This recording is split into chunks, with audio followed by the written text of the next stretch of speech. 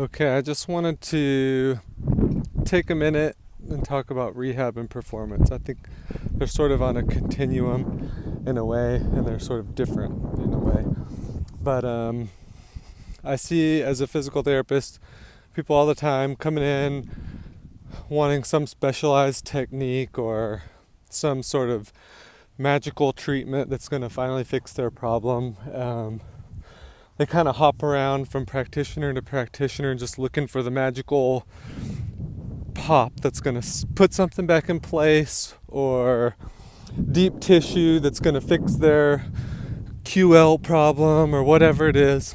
And what I always try and push is principles. We're not just trying to find the magical technique to fix you. It's helping you fix yourself on one hand, and then it's sticking to a practice to make that change for the long term, not just get back to the same thing that hurt you in the first place. And so from the very base, we have a certain tissue tolerance. Whatever the thing broke couldn't handle what you threw at it. So that's very basic. If your tissue tolerance is here and you live above there for the thing that you're needing to do or wanting to do, something breaks down, it can't handle the stress. So the inverse of that is a potential as well. If your tissue tolerance is here, and let's say at the extreme bed rest, right? Well, then ultimately our bodies kind of use it or lose it. You're going to lose further function. So now your tissue tolerance is down here, and you're kind of vulnerable to anything now. So that's kind of the basics, is how do I stay under the threshold for the tissue breaking down? But if my goals are up here, I've got to push that up. And so I think that's what the strength and conditioning community is really good at, is sort of the load management. We know so little, or we're so complex, but we can adhere to really simple principles. And one of the things we know for sure is progressive overload. Whatever X tissue tolerance is, and this is all sort of theoretical, of course, who knows? Something broke down. That was the weakest link. Who knows why? But we got to push that up. And at first you have to go back down below your tolerance. Basically, you could sort of measure, are you having pain or not? Or whatever metric you want to use that's allowing you to continue doing that thing. So if it's in the weight room, some sort of given volume or weight, load, whatever you want to measure, measuring that and progressively overloading that. But I think the point that's missing is there's an efficiency factor. So people want to argue, oh, if you've got a scoliosis, you could still squat. And that's true. Whatever, all factors being equal, you can back up and load that slowly enough, things will adapt, of course, to a point. And then however efficient we are is going to determine what that sort of theoretical ceiling is. So when it comes to rehab, I think it's two parallel processes. One is that progressive overload. If you're in a hole, you got to stop digging first to get out of the hole. So if you're overdoing it, something broke down, you got to back it off first. But then you have to start exposing those tissues again to load for them to actually become tougher again. But that's only half the piece. The other piece is, so consider that integrated function. Whatever you're doing, your body is functioning as a tool to do that thing. So whether it's running or squatting or even being conditioned to sit at a desk, like I think that's a real thing.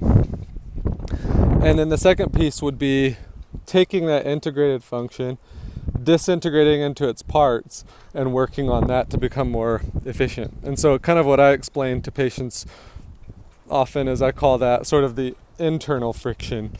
So you could drive on your wheel of your car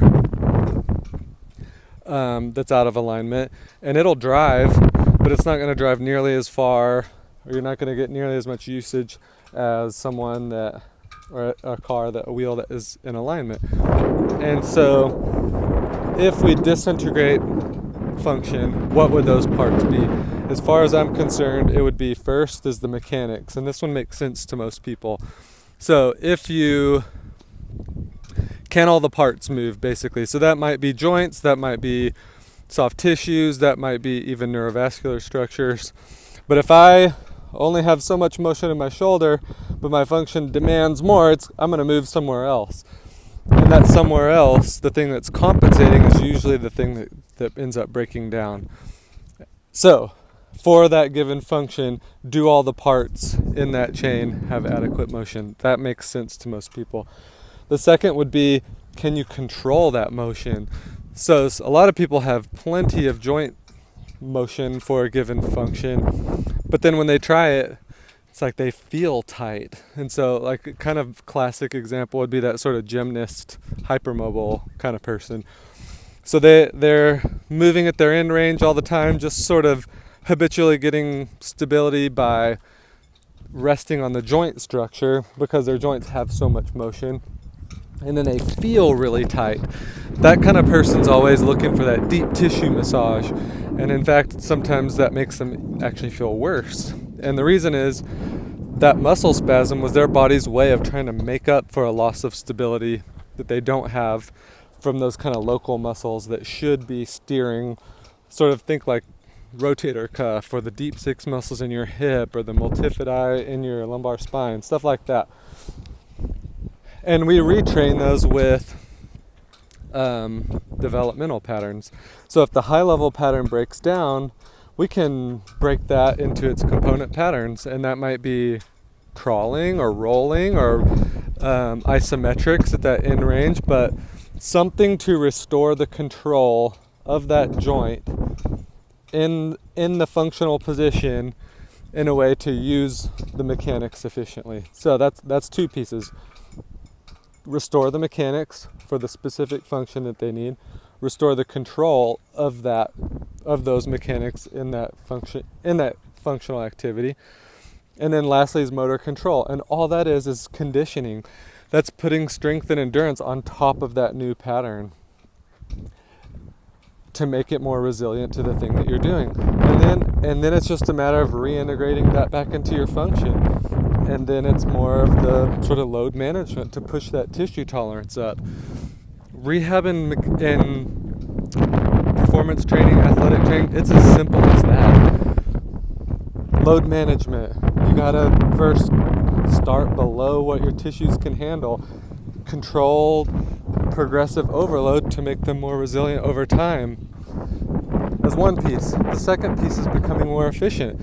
So improve the mechanics, improve the control or the neuromuscular piece of those mechanics.